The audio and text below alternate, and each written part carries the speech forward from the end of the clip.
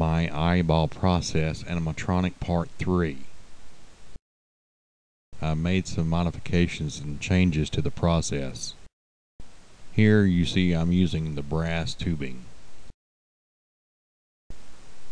I have replaced the brass tubing with plastic tubing. When drilling out the back of the eye, I would hit the metal tubing. The drill bit would make the metal tubing heat up, and this would melt the eyeball. So now I'm using plastic tubing. I use the same size tubing, diameter, and length, and place it into the silicone mold. And repeated the process using Smoothcast 305.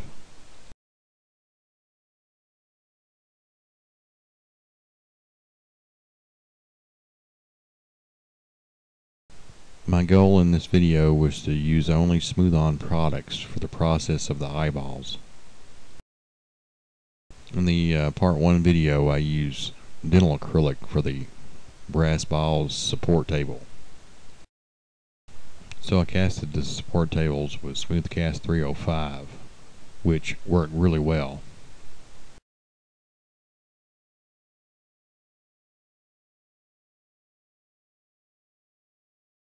And as in the same process, I drilled the hole following the sprue hole in the lid.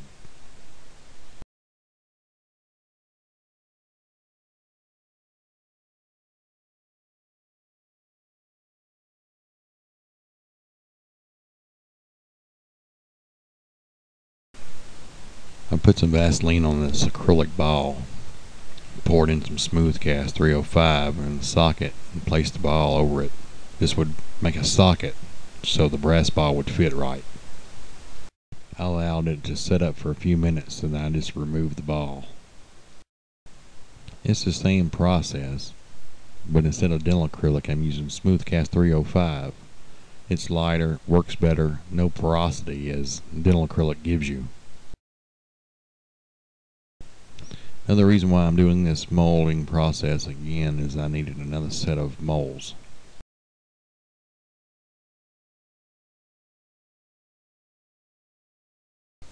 Using Moldmax 30 from Smooth-On, measuring out the components, mixing up the two components of Moldmax 30 with a drill. There's some procedures in the video I wanted to try to see if they'd work.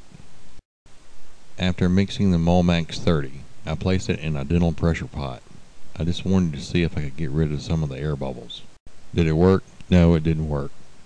Just not enough pressure. I took the air hose from my airbrush and I just tried to pop some of the bubbles. That actually worked fairly well.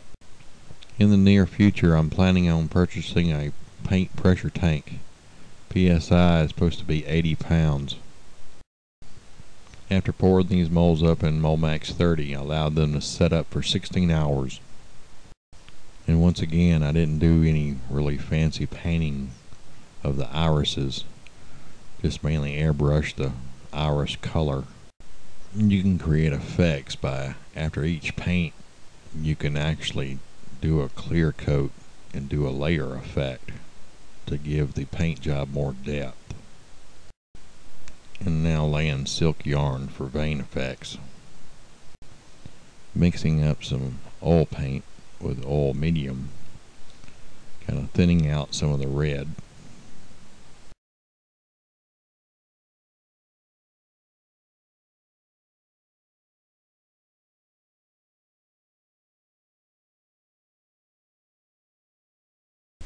When placing the iris in the iris socket, you need to make sure that you have plenty of super glue and try not to trap any air.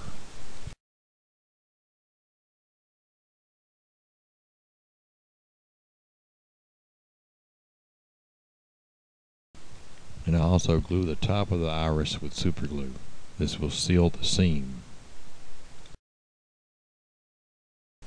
And place the core eyes into the mold.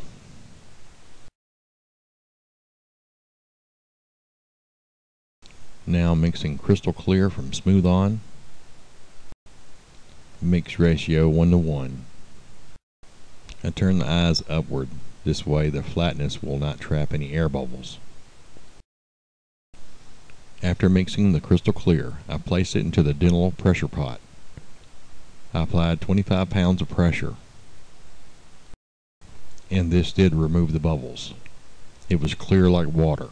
I poured the crystal clear into the molds, and then I turned the eyes down.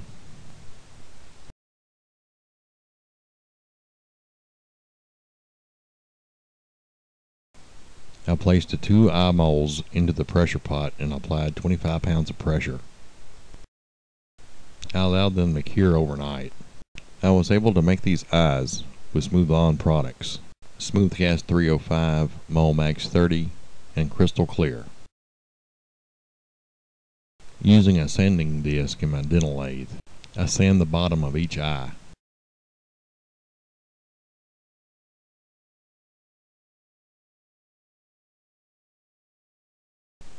To find the center of the eye, I measure.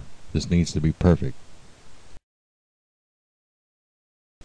Using the drill press, I drill through the back of the eye. I only drill a little past the tubing.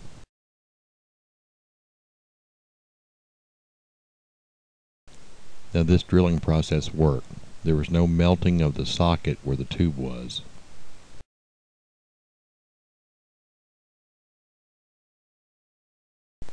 Using the dental lathe and emery board powder as pumice, wanted to give the eyes a little bit more shine.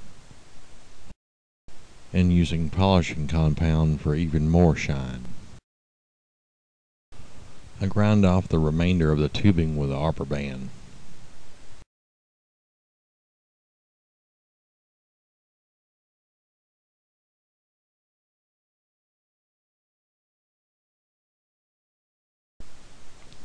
I made the hole a little wider at the top to be more countersunk. Later this will just be cut off and filled in.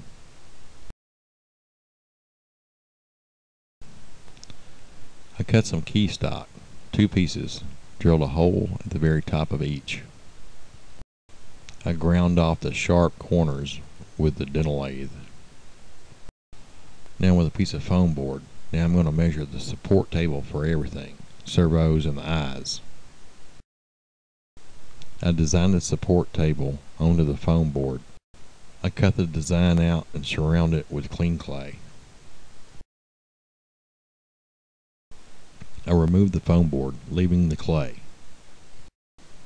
The clay is like a dam, so I can pour in Smoothcast 305. Now I'm pouring this on top of a tabletop, which is Formica. There's a thin layer of Vaseline there, but it usually don't stick to Formica. You don't want to fill it up all the way, just a thin layer first. Allow it to cure. You don't have to let it cure all the way. Then you can pour the second layer.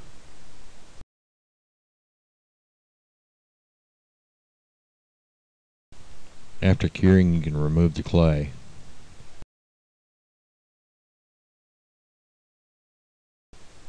Now you can clean up using sandpaper or even the sanding disc.